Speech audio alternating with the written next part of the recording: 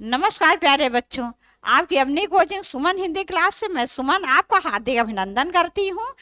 तो बच्चों, जैसा आपको पता होगा, इस चैनल के माध्यम से यूपी पुलिस, यूपी एसआई तथा इस प्रकार की अन्य बहुत सी प्रतियोगी परीक्षाएं, जैसे कि यूपी ट्रिपल एससी, बहुत सी परीक्षाएं होती हैं, जैसे वीडियो वगैरह, या इसके अलावा जैसे कि टीचर्स की, यूपी टेट वगैरह की जो परीक्षाएं होती हैं, उन सभी के लिए बहुत ही महत्वपूर्ण विषय सर्वनाम लेकर मैं आपके समक्ष उपस्थित हूँ। और यह सर्वनाम का तीसरा वीडियो है। आज हम देखेंगे निश्चयवाचक और अनिश्चयवाचक सर्वनाम। इससे पहले हम लोग पुरुषवाचक सर्वनाम तथा सर्वनाम किसे कहते हैं और सर्वनाम के कितने भेद ये देख चुके हैं। तो बच्चों, इस चैनल के माध्यम से हिंदी के प्रत्येक चैप्टर की थ्योरी करवाई जा रही है, उससे संबंधित प्रश्न करवाए जा रहे हैं। उसके बाद फिर एसटी भी करवाई जाएगी। तो ये लगभग सभी प्रतियोगी परीक्षाओं के लिए बहुत महत्वपूर्ण है। यूपी पुलिस, यूपी एसआई के लिए समझ लो रामबाण वीडियोज हैं ये। यदि आप सारे वीडियो देखते हैं तो आपकी परीक्षा में इससे बाहर से कुछ भी नहीं आएगा। तो आज हम देखेंगे निश्चयवाचक और अनिश्चयवाचक सर्वनाम किसे कहते हैं।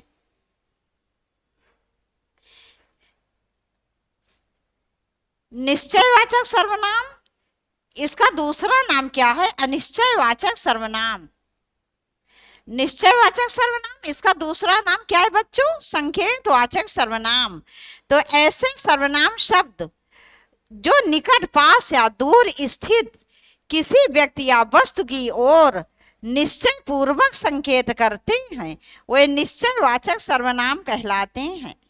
कहने का अर्थ यह है बच्चों कि किसी भी व्यक्ति, वस्तु, प्राणी की तरफ जो सर्वनाम शब्द निश्चित रूप से बोध कराते हैं कि ये फला वस्तु है, वो फला वस्तु है, वही निश्चयवाचक सर्वनाम के अंतर्गत आते हैं।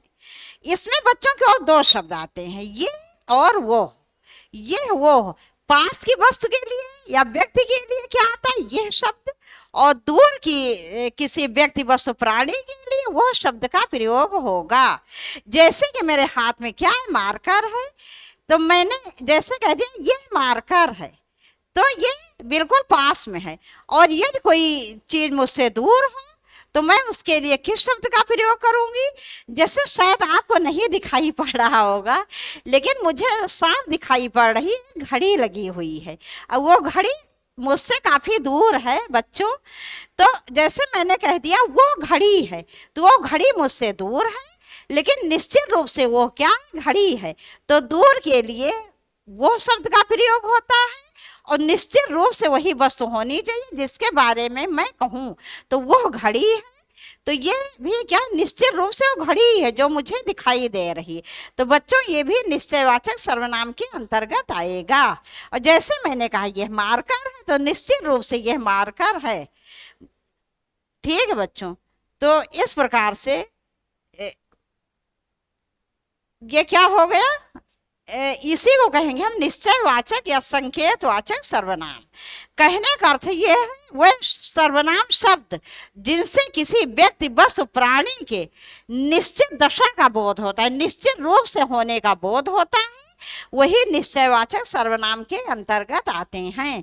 इसमें मुख्य रूप से दो शब्द आते हैं, ये और वो। आगे देखते हैं। तो बच्चों, इसमें निश्चित रूप से दो शब्द आते हैं, ये वो। जैसे ये मेरी कार है, तो निश्चित रूप से क्या बोध हो रहा है? ये मेरी कार है, ये किसी और की कार नहीं है, ये मेरी कार है। वो अभय की साइकिल है। नहीं बच्चों, ये तो गलत हो गया। अभय यहाँ न, अगर यहाँ अभय आ जाए तब तो ये सार्वनामिक विशेषण हो जाएगा, जो कि आपने अभी नहीं पढ़ा है। तो बच्चों, यहां आप क्या कर दो? ये उसकी साइकिल है, ये उसकी, वो उसकी साइकिल है, वो उसकी साइकिल है। तो जैसे ये मेरी कार है, तो निश्चित रूप से क्या बोध हो रहा है? ये मेरी कार है, ये मेरी ही कार है, किसी और की कार नहीं है। वो उसकी साइकिल है, तो कोई साइकिल दूर खड़ी है और आप किसी ऐसे व्यक्ति को जान रहे हो अच्छी तरह, और आपको ये भी पता वो उस व्यक्ति की साइकिल है, तो आपने क्या कहा, वो उसकी साइकिल है, तो निश्चित रूप से क्या बोध हो रहा है, वो उसकी साइकिल है। ठीक है बच्चों, तो वह सर्वनाम शब्द जिनसे भी किसी व्यक्ति वस्तु प्राणी की निश्चित दशा का बोध होता है, निश्चित रूप से होने का बोध होता है, वही निश्चयवाचक सर्वनाम के अंतर्गत आते हैं। इसमें दो शब्द आते हैं, पास के लिए यह शब्द का प्रयोग होता है और दूर के लिए वह शब्द का प्रयोग। अब हम आगे देखेंगे अनिश्चयवाचक सर्वनाम। अनिश्चयवाचक सर्वनाम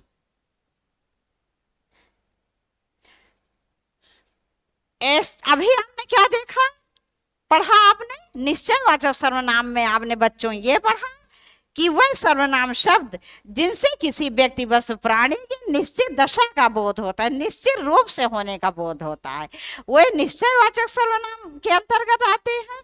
और निश्चय में जब आ उपसर्ग लग गया, आ पहले लग गए, जिसका अर्थ बदल गया अनिश्चय। माने किसी भी वह सर्वनाम शब्द जिनसे किसी भी व्यक्ति वस्तु प्राणी की निश्चित दशा का बोध नहीं होता, एक अनिश्चय की स्थिति बनी रहती है, वहां पर अनिश्चयवाचक सर्वनाम होता है। इसमें बच्चों की ओर दो शब्द आते हैं, एक कोई और एक कुछ। कोई कुछ दो शब्द आते हैं। अब देखो, ऐसे सर्वनाम शब्द जिसमें किसी निश्चित व्यक्ति या वस्तु का बोध या जानकारी, बोध माने ज्ञान या जानकारी नहीं होती, उसे जानकारी नहीं होती, उसे अनिश्चयवाचक सर्वनाम कहते हैं। ऐसे सर्वनाम शब्द जिससे बिल्कुल ये नहीं पता चल पाता कि वो फला व्यक्ति है या नहीं है, वह फला वस्तु है या नहीं है, एक अनिश्चय की स्थिति बनी रहती है, एक संशय की स्थिति बनी रहती है, वहीं पर बच्चों अनिश्चयवाचक सर्वनाम होता है। इसमें बच्चों केवल दो शब्द आते हैं, तीसरा कोई भी शब्द नहीं आता है। तो अनिश्चयवाचक सर्वनाम में केवल दो शब्द आते हैं, एक कोई और एक कुछ। तो कोई और कुछ केवल दो शब्द आते हैं, तीसरा कोई भी शब्द नहीं आता।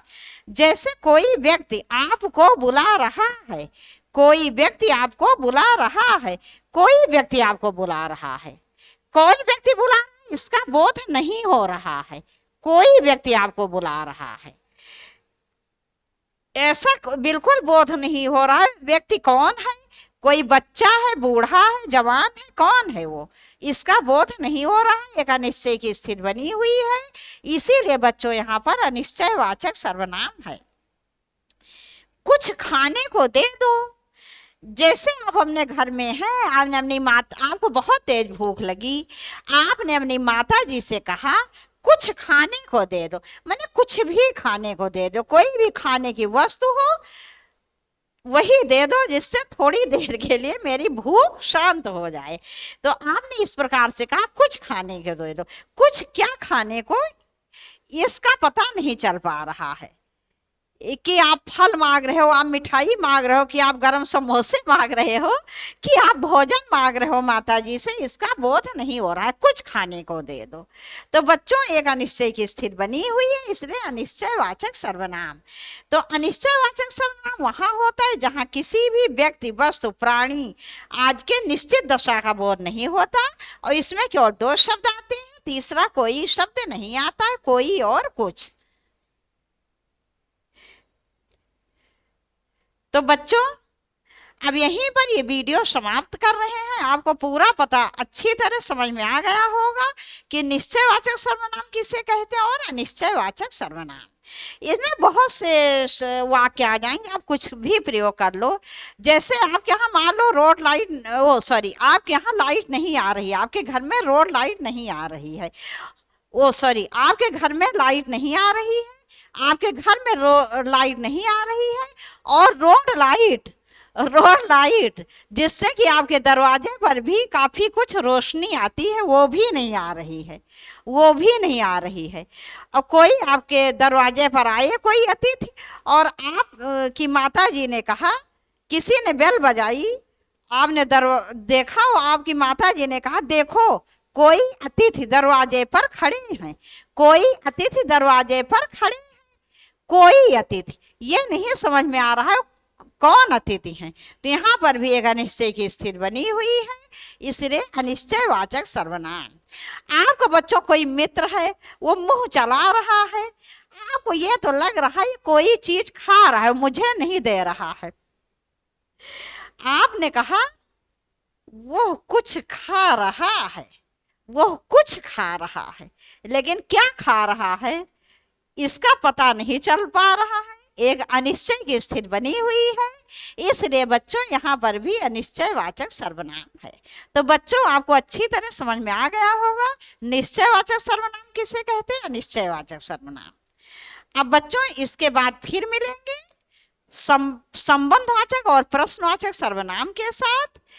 तो प्यारे बच्चों आपसे एक निवेदन है कि आप वीडियो को ज्यादा से ज्यादा शेयर करें, और यदि आपकी जान पहचान में कोई भी जो मेरे वीडियो देख रहे हैं, जो भी लोग वो ऑफलाइन क्लास लेना चाहे तो ले सकते हैं। मेरी ऑफलाइन कोचिंग काकादेव कानपुर आशीष गार्डन गेस्ट हाउस के बगल में है।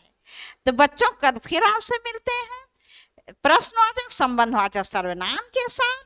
तब तक के लिए बच्चों नमस्कार।